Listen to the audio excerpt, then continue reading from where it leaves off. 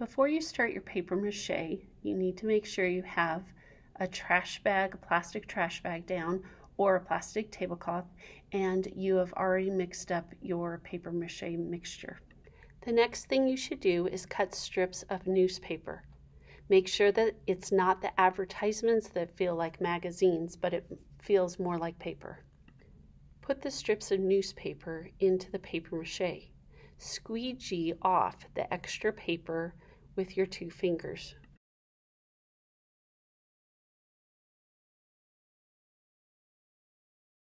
Make sure to cover the entire surface of the letter with strips of newspaper. Make sure you go around the corners with the newspaper. Do not stop at the corners.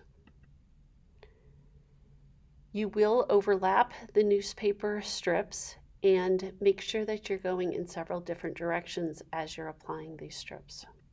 As I'm attaching the strips of paper, I make sure that everything goes down nice and smooth, making sure there's no bumps or lumps as I go.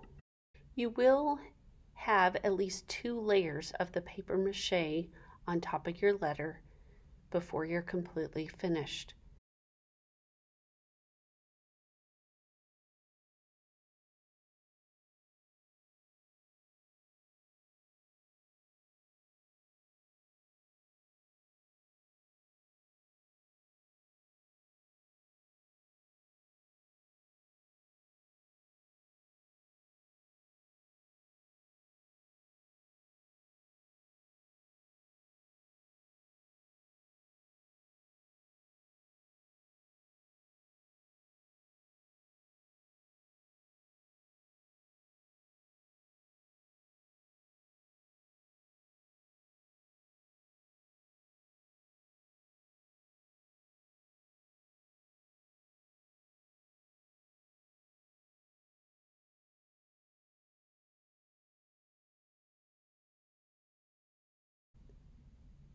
Once you've completely finished covering the whole entire surface of your letter, make sure that you look around and that none of the paper is sticking up. If it dries sticking up or there's little crevices or bumps, it's going to dry hard and you won't be able to fix it at that point. At this point, I'm tearing off small pieces of newspaper and going over some of the areas that aren't as smooth as I would like them to be. The paper mache needs to dry overnight, so it's best to prop it up so that the least amount of letter is touching the plastic.